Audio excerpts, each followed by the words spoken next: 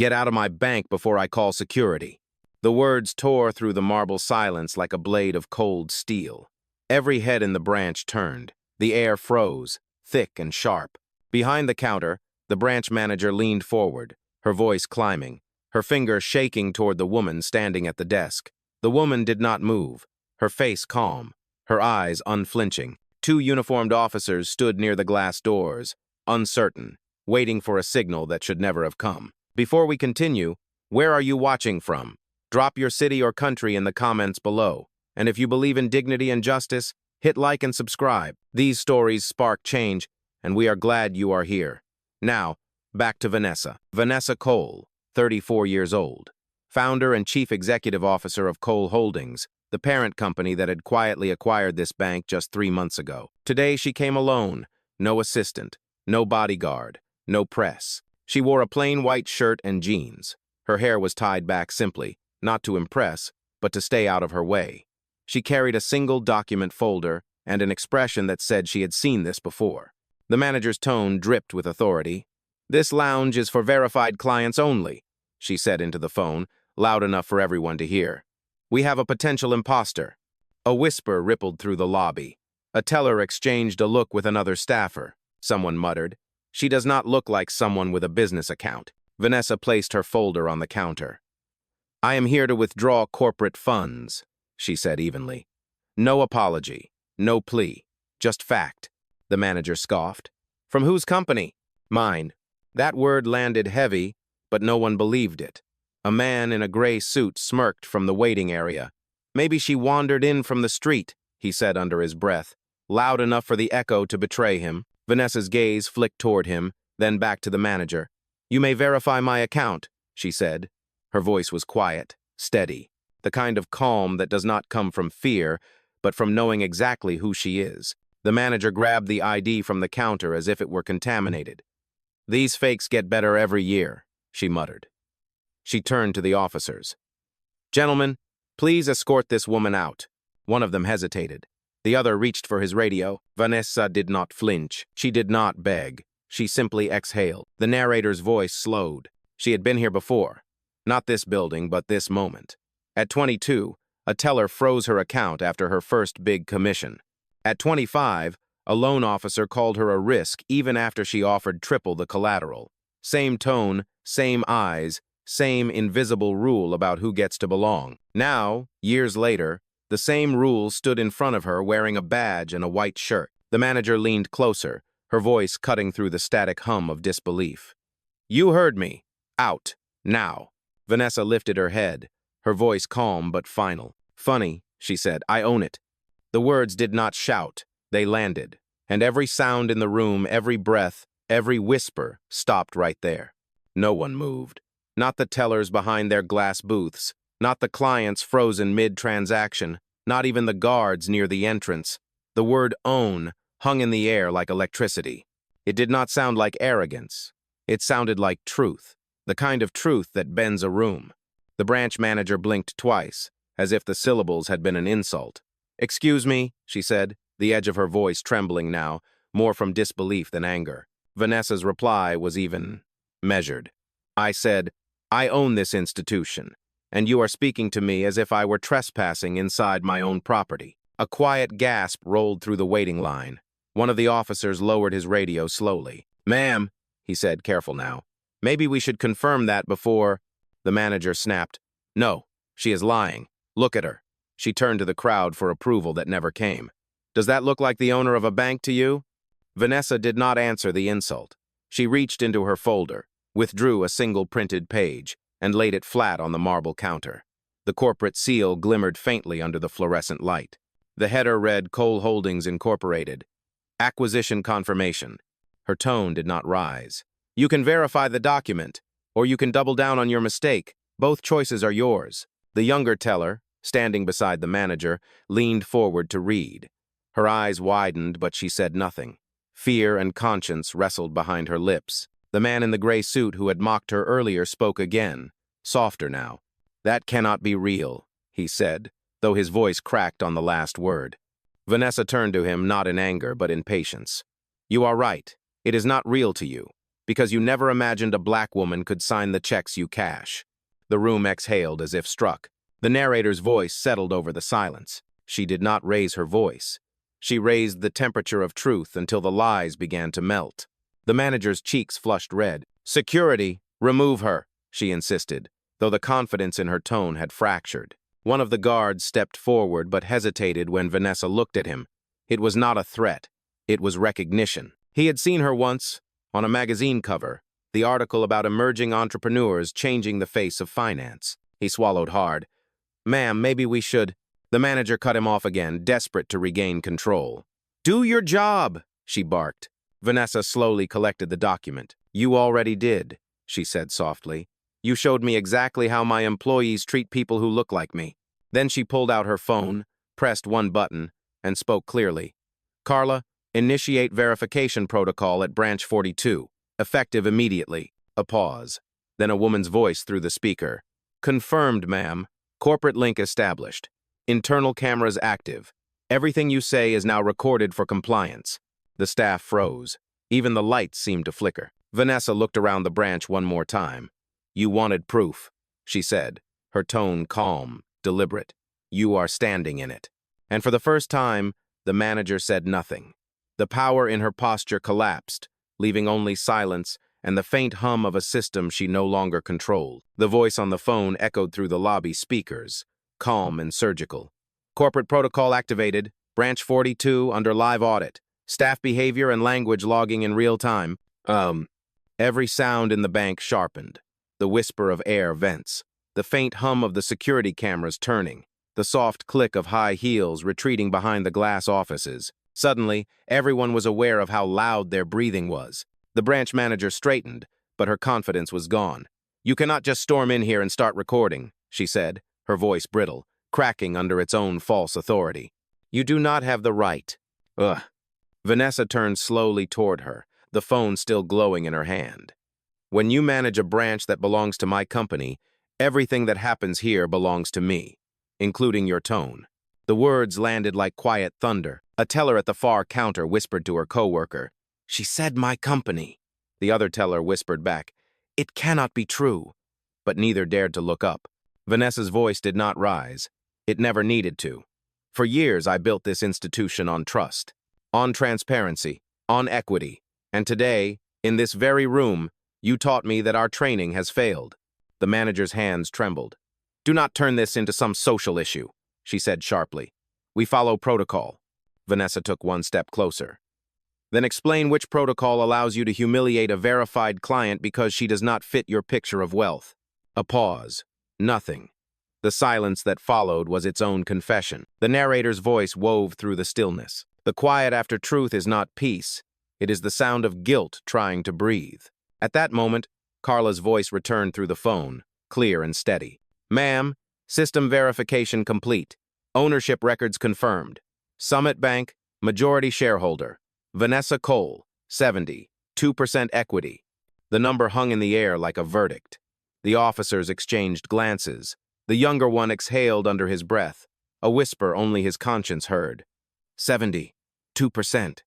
Vanessa nodded once. "Thank you, Carla. Please begin documentation for incident review. Include every recorded phrase since my arrival." "Yes, ma'am. Internal Ethics Board has been notified." The manager's lips parted, but no sound came out. The heat on her face deepened. You set us up." Vanessa's answer was a whisper wrapped in steel. "No, I set a standard. You failed it." From the waiting area, the man in the gray suit stood, suddenly awkward in his silence. "Ma'am, I did not mean to offend. I was just—" Vanessa looked at him once, then away. "You were just comfortable." The line cut deeper than any insult could. One of the tellers finally spoke, her voice shaking. "I saw her name on the acquisition bulletin last month." She looked at the manager. "You told us it was fake news." The manager snapped, "Enough." But the room had already shifted. The hierarchy had inverted. The power that once sat behind the counter now stood in front of it, calm and immovable. Vanessa placed her phone flat on the marble, screen still glowing with the live feed indicator. "This branch is now under suspension," she said. "Until further notice, all staff are relieved of duty." No one argued. No one even breathed loudly. The narrator's voice lowered to a near whisper. In less than 10 minutes, the room that mocked her name now waited for her permission to speak. Vanessa turned toward the glass door. Outside, sunlight broke through the clouds, sharp and clean. She did not smile. She simply said, "Justice does not shout. It arrives." And with that, she walked away, leaving silence as the only witness. The sound that followed her words was not applause. It was the collective exhale of a building realizing who had been standing in it all along. The hum of fluorescent lights, the quiet buzz of the air conditioner, even the faint shuffle of expensive shoes, all of it folded into a stunned hush. Vanessa Cole stood still, not triumphant, not angry, just steady. The phone on the counter blinked with the corporate seal, a glowing insignia of truth. Every second it recorded was another nail in the coffin of complacency. The branch manager clutched her badge like it could protect her. "You think this performance proves something?" she hissed, voice cracking. "This is intimidation. You cannot just walk in and ruin careers because someone followed protocol." Vanessa turned slightly, eyes calm but unreadable. "You call it protocol, I call it profiling." The manager's jaw tightened. "That is not fair." Vanessa took a slow step forward. "Fair would have been you asking for my account number the way you do for every other client. Fair would have been you looking at my credentials instead of my skin." Her words cut without volume, each syllable deliberate, leaving no space for denial. The younger teller, her name tag read Mariah, lifted her head. "Ma'am," she said softly to the manager, "I think we should stop talking." But the manager did not stop. She could not. Her pride was louder than reason. "You people always twist things into race. You are not the victim here." The sentence hung there, poisonous and bare. The narrator's tone lowered to a cinematic whisper. The line had been crossed long ago, but this was the moment it tore completely. Vanessa did not raise her voice. She simply tapped her phone once. The red indicator light blinked brighter. "Thank you," she said quietly. "That was the last piece I needed." Carla's voice came through instantly, calm and professional. "Audio logged. Language flagged for ethics review. Do you wish to proceed with termination sequence?" Vanessa's reply was soft but absolute. "Proceed." The computer chime echoed through the lobby. One by one, access cards turned red. A beep, a flash, a final denial. The staff looked down at their badges, realizing the authority they had hidden behind was now gone. The manager's face drained of color. "You cannot do this," she shouted. Vanessa's gaze held her. "I already did. When you decided who belonged, you decided who did not deserve to stay." Behind her, a security officer removed his cap slowly. "Ma'am," he said, hesitant, "what do you want us to do?" Vanessa looked around the room at the tellers, the clerks, the clients who had watched in silence. "Do what should have been done from the beginning," she said. "Listen." The manager stumbled backward. Her voice, once sharp, now trembled. "You set me up. You wanted this on camera." Vanessa shook her head. "I wanted honesty. The camera is just the witness." The narrator's voice rose slightly, echoing through the stillness. "She did not destroy the branch. It destroyed itself the moment it mistook power for permission." Vanessa turned toward the doors. Sunlight poured through the glass, catching the edge of her calm expression. She whispered, not for them, but for the record that was still rolling. "This is not revenge. It is reflection." And as she walked out, the doors opened automatically just as they should have the first time. Outside the bank, the street buzzed with late morning rhythm. Cars rolled past, unaware that inside those glass walls, a reckoning had just unfolded. But for the people still standing there, time had slowed to the weight of their own reflection. Vanessa Cole paused on the steps, the sunlight washing across her face. Behind her, through the doors, she could still see the staff frozen in disbelief. The younger teller Mariah took a hesitant step forward but stopped when Vanessa turned slightly. Their eyes met through the glass. For one fragile second, it was not employee and employee. It was witness to witness. Inside, the branch manager slumped against the counter, her voice low but audible. "Do you have any idea what you have done?" she said to no one in particular. "You ruined me." Carla's voice came again from the phone, still connected on the marble surface. "Correction," she said gently. "You ruined yourself." The words carried through the speaker, unfiltered, factual. There was no anger in them, only consequence. The narrator's tone dropped to a near whisper. "Power does not roar. It documents. Mariah looked around the lobby, her eyes landing on a small group of clients who had watched the entire ordeal. A gray-haired man clutched his deposit slip, unsure whether to stay or go. A young Latina mother held her toddler tighter, her jaw tight, her eyes shining with both fear and awe. Finally, the man spoke. "She really owns this place?" Mariah nodded slowly. "She does, and we just saw why," the crowd murmured. Shame lingered heavier than silence. The hum of the building's air system sounded like confession. Back on the steps, Vanessa's assistant arrived, a tall woman in a navy suit, her stride precise, her tablet already glowing with data. "Ma'am, the audit feed is live," she said. "Corporate has received the footage." Vanessa nodded once. "Good. Make sure the training division sees every second." "Yes, ma'am. Do you want me to release a statement?"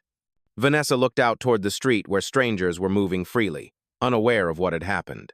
"Not yet," she said softly. "Let the silence speak first." The assistant hesitated, then followed her gaze. "They will call this an overreaction." Vanessa replied. "They always do, until it happens to them." The narrator's voice flowed like slow music. She did not need headlines. She did not need applause. Her justice was not the kind that trended. It was the kind that stayed. Inside, Mariah finally broke the stillness. She stepped to the counter, pressed the intercom button, and spoke to the remaining clients.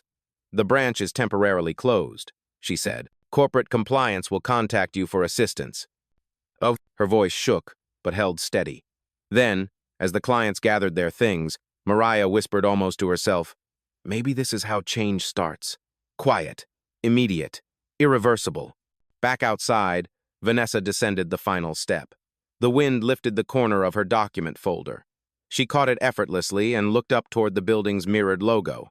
In the reflection, she saw the word Summit shining over her shoulder like a verdict fulfilled. She smiled, not with pride, but with clarity. "Justice has no echo," she murmured. "It just stands." And as she walked toward her car, the camera of truth kept rolling, capturing the image of a woman who had turned humiliation into history. By afternoon, the footage had already escaped the walls of the bank.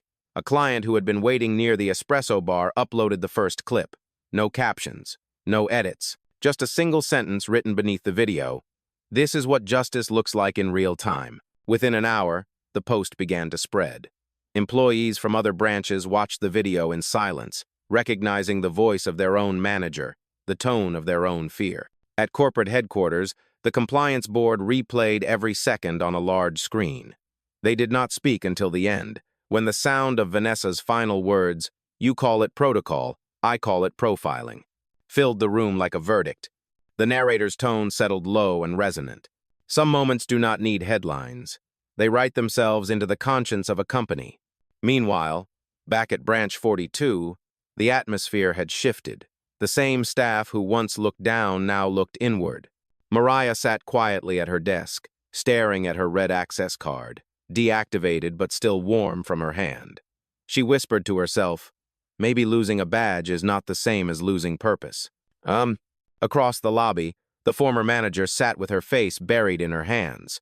A journalist's voice came from the doorway, firm and curious. "Is it true your branch manager accused the owner of fraud?" Cameras flashed like judgment made visible. She said nothing. Outside, the light had changed. The sun was dipping low, the color of bronze and apology.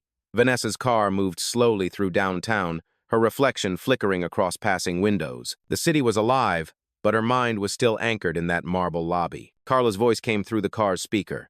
"Ma'am, the corporate office has confirmed branch suspension for 72 hours. Training reform will begin immediately." Vanessa replied, "Good. No press statements. I want actions, not angles." "Yes, ma'am. Also, investors are already calling. They support the audit." Vanessa smiled faintly, though her eyes stayed fixed on the road. "They should. Integrity is good business." The narrator's voice deepened, as if observing from a distance. She had turned humiliation into policy, bias into blueprint, not through noise, but through precision. At a red light, Vanessa's phone vibrated with a message. It was from Mariah. 4 words only. "Thank you for seeing me." She stared at the text for a moment, then typed back, "You saw yourself. That is how change begins." The light turned green. She drove on. Far behind her, Branch 42 stood like a monument to a lesson learned too late. The corporate seal now glowed red on every computer screen, displaying one sentence across the system. Under ethical review, clients passing by stopped to read the notice taped to the glass doors. Some nodded, some looked away, but no one entered. The narrator's tone softened. Institutions fall quietly, not with explosions but with realizations. At headquarters, an intern barely 21, the youngest in the department, paused the playback of the incident and whispered, "She did not even raise her voice." His supervisor replied, "She did not need to. Power does not shout when it owns the microphone." And somewhere between that truth and the echo of her calm, Vanessa Cole's legacy grew not as the woman who fired a branch, but as the woman who forced an industry to listen. 3 days later, the city awoke to a headline that did not scream it, stated, "Summit Bank launches national equity audit following viral incident." The words moved through morning news broadcasts and talk shows, dissected by anchors who spoke of reform like it was a breaking trend. But for Vanessa Cole, it was not a trend. It was the natural consequence of truth finally meeting daylight. She sat in her office on the 43rd floor. The skyline of downtown reflected in the glass wall behind her. The room was quiet except for the faint hum of a coffee machine and the low voice of Carla reading updates from a tablet. 17 branches under immediate review. 42 training programs suspended for bias retraining. Legal has confirmed all firings are within protocol. Vanessa nodded slightly. "Keep the focus on structure, not revenge," she said. "We do not destroy people. We dismantle systems." Carla looked up. "Yes, ma'am." The narrator's voice carried through like a calm echo. She was not chasing vengeance. She was building architecture frameworks that would outlast anger. Vanessa stood and walked to the window. The reflection of her own silhouette merged with the city. From up here, the streets looked clean, orderly, but she knew better. "Appearance," she murmured, "has always been the most expensive disguise." Carla hesitated before speaking again. "The former manager from Branch 42 has issued a public apology. She says she acted out of confusion, not prejudice." Vanessa's gaze did not shift from the skyline.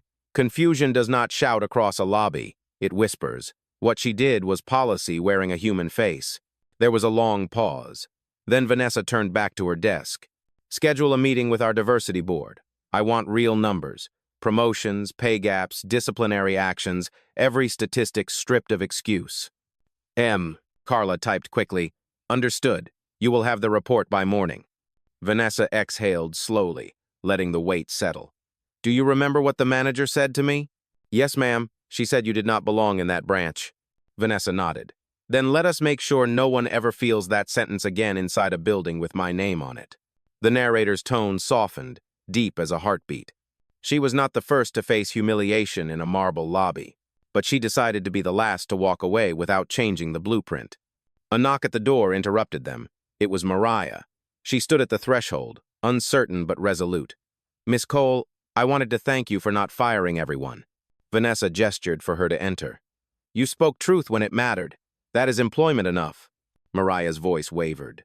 "I learned more in those 10 minutes than in 3 years of training." Vanessa smiled faintly. "That is what justice sounds like when it finally speaks inside you." As Mariah left, the office fell silent again, filled only by light and resolve. The narrator's final line closed the scene like a breath released. Justice had entered the building quietly, and it was not leaving. The next morning, the boardroom of Summit Holdings was packed. 12 executives sat around a glass table that shimmered under the cold light. Every screen on the wall displayed a single paused frame, the moment Vanessa Cole stood in the lobby, calm amid chaos, her words frozen in time. "You call it protocol. I call it profiling." No one dared to look away from the image. It was both evidence and mirror. Vanessa entered without ceremony. No entourage, no script. Her presence alone silenced the rustle of papers and nervous breaths. Carla followed, tablet in hand, already recording the meeting for internal transparency. "Good morning," Vanessa said, her tone precise even.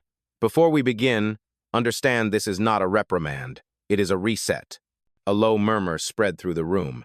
The chief financial officer, a gray-haired man with decades of comfort behind him, cleared his throat.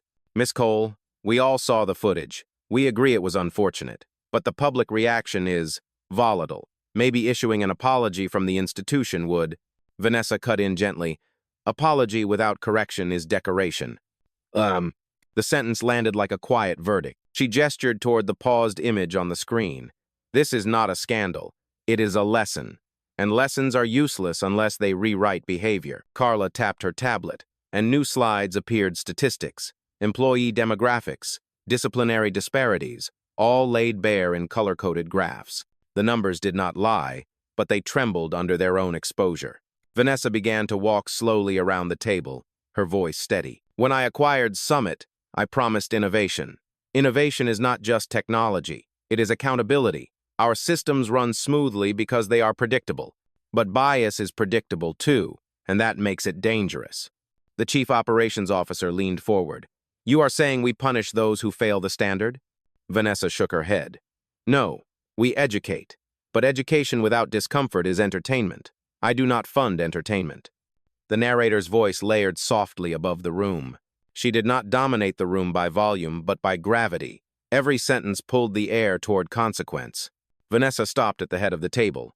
Starting today, every branch will undergo ethics, simulation training, real scenarios, real clients, no scripts. I want employees to understand that bias is not an error, it is a choice disguised as instinct. One of the younger board members raised her hand. And if the press calls this overcorrection, Vanessa met her chase, then they are admitting correction was overdue. Silence again.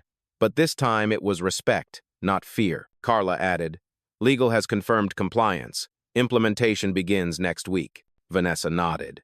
Good. Make sure the first session happens at Branch 42. And leave that footage visible. We do not erase history. We study it. The narrator's tone deepened, reflective and calm. She was teaching them that redemption begins where denial ends. As the meeting adjourned, one executive lingered behind, eyes still on the frozen frame of Vanessa in the lobby. You changed everything in 10 minutes, he said quietly. Vanessa looked at him, her voice soft but unyielding. Then imagine what we can do with a lifetime. She turned off the screen, and the reflection of her calm face replaced the image of chaos. The past dissolved, leaving only purpose. By the end of that week, the city itself seemed to reflect her message. The glass towers that once symbolized distance now carried the glow of awareness. Billboards showed headlines about corporate reform and quiet revolutions, but none of them captured the truth that had unfolded in that marble lobby. Vanessa Cole walked through the financial district alone that morning. No cameras, no entourage, just the rhythm of her heels against the pavement and the faint hum of conversation following her. People recognized her now not by fame, but by the steadiness in her stride. The narrator's voice hovered softly above the scene. She had not become a celebrity. She had become a mirror. In her reflection, institutions saw what they had ignored. As she crossed the street, a young woman approached hesitantly, holding a folded newspaper. Miss Cole? She asked, voice shaking. I watched what happened. My mother works at another branch. She said everyone's afraid. Vanessa stopped. Good, she said gently. Fear is just awareness wearing a disguise. Tell her to keep her job but change her tone. The young woman smiled faintly, tears gathering in her eyes. Thank you for making them listen. Vanessa nodded and continued walking. Up ahead, the Summit Bank Tower rose against the sky, tall and reflective. The entrance doors opened automatically as she approached, no hesitation, no question. Inside, staff members greeted her with genuine warmth. No rehearsed smiles. Just recognition. Carla was waiting in the lobby, tablet in hand. Ma'am, the national press wants a formal interview. They want your comment on how it feels to become a symbol. Vanessa paused, considering. Symbols are safe, she said. I am not here to be safe. I am here to be seen. Carla nodded, understanding more than she said. The training rollouts have already begun. Branch 40. 2 completed their first session this morning. They asked if you might visit. Vanessa's eyes flickered with thought. Not yet. Let them lead themselves first. Real change only starts when I am no longer in the room. The elevator doors closed behind them. As they rose, Vanessa's reflection on the mirrored wall met her gaze. For a second, she saw not power, but memory. The 22-year-old version of herself standing in another bank years ago, turned away because her check was too large to be real. No. The flashback was wordless, just a picture of hands trembling, shame burning behind polite rejection. Then it vanished. The narrator's tone deepened like a heartbeat underwater. She had carried that moment for 12 years, folded inside her success like a scar beneath silk. Now it had unfolded in daylight, not to wound, but to remind. When the elevator doors opened, Vanessa stepped into the executive floor where her name etched in brushed steel gleamed beside the company's seal. She reached out, touched the letters once, and whispered to herself, "Never again." Carla looked up. "Ma'am?" Vanessa turned toward her. No one should ever be treated like an error in a system they built. The narrator closed the scene with quiet finality. She did not rewrite the rules, she exposed them. And once truth is visible, denial becomes impossible. The city outside shimmered in the window glass, its reflection clear, unflinching, and newly awake. Late that evening, Vanessa's office phone rang. The caller identification displayed a name she recognized, the former branch manager from Branch 42. Carla looked up from her desk, waiting for direction. Vanessa raised a hand. "Put it through." The voice on the other end was small, fragile, stripped of arrogance. "Miss Cole, I just wanted to apologize. I do not know what came over me that day. I was stressed. The lines were long. I never meant to offend you." Vanessa listened without interrupting. The silence between them stretched, heavy with unfinished truth. Finally, she spoke. "You meant every word. You just never thought they would echo back." The woman's breath hitched. "I lost everything." Vanessa's tone stayed calm. "You lost what was borrowed. What you build next will be yours if you let it be different." There was a pause. Then the woman whispered, "I do not expect forgiveness." "I am not offering it," Vanessa replied. "I am offering awareness. That is the only currency that grows when you spend it." The line went quiet. Then the call ended. Carla exhaled softly. "That was graceful, ma'am." Vanessa turned toward the window, the city lights flickering like tiny pulses of conscience. "Grace is not weakness, Carla. It is strength under control." The narrator's voice lowered like dusk closing over glass towers. She did not chase revenge. She created reflection, and reflection once born never dies quietly. Outside, the city glowed as if listening. At dawn, the corporate headquarters came alive with a different kind of energy. No one rushed. No one whispered. Every footstep seemed to carry intention. Today was the first full-scale equity audit in the history of Summit Holdings. Vanessa Cole stood in the central atrium, a wide circular hall of glass and steel where every department head had gathered.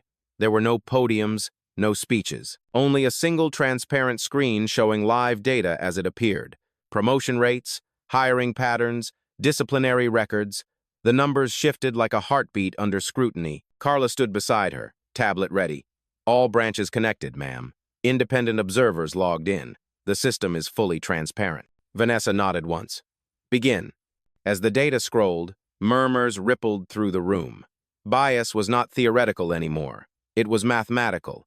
It had a shape, a pattern, a cost. The narrator's voice flowed over the scene like slow thunder. "Truth is loudest when it speaks in numbers. Numbers do not flinch, and they do not forget." The chief human resources officer spoke up, his voice low.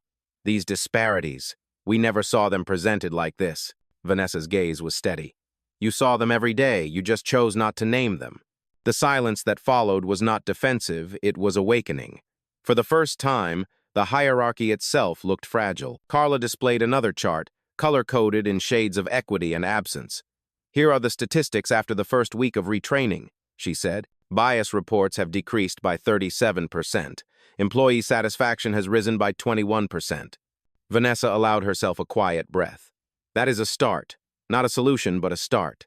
One of the younger executives, a woman in her early 30s with cautious eyes, raised her hand. "Miss Cole, people keep asking how you stayed calm that day in the bank. What kept you from walking away?"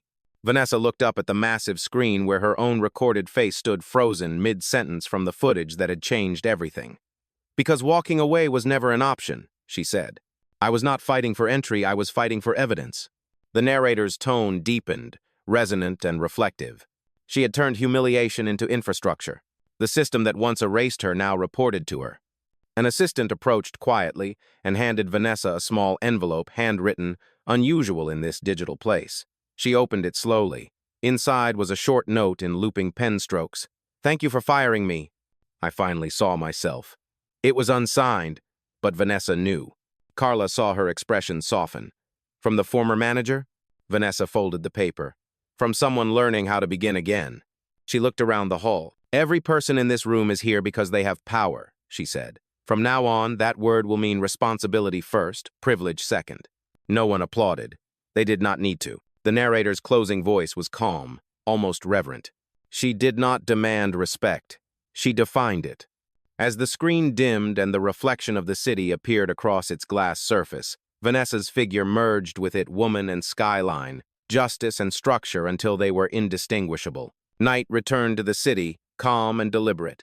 The headquarters of Summit Holdings glowed against the dark skyline, its glass walls alive with quiet movement. Inside her office, Vanessa Cole stood alone once more, watching the city breathe. On her desk lay the final audit report, numbers aligned, names corrected, systems balanced. Every injustice she had faced now lived here, translated into data and reform. It was not revenge. It was restoration. Carla entered softly, holding 2 cups of coffee. "It is done, ma'am. The board approved every policy. The world is calling this the Cole Standard." Vanessa smiled faintly, eyes still on the window. "Then let it mean something more than my name." Carla nodded, setting the cup beside her. "You changed everything." Vanessa turned, her voice low but sure. "No, Carla. We reminded them that dignity is not a luxury. It is the baseline of being human." The narrator's voice lowered like a steady heartbeat. She did not shout her victory. She stood inside it. Her silence was not emptiness. It was authority finally at rest. Vanessa gathered her things, switching off the office lights. The city's reflection lingered on the glass for a moment longer, tall, unbroken, unapologetic. Before leaving, she whispered to the empty room, "I do not need to prove who I am. The world already knows." And as the elevator doors closed behind her, the final lines settled like truth itself. Justice does not arrive with noise. It arrives when silence finally stands tall.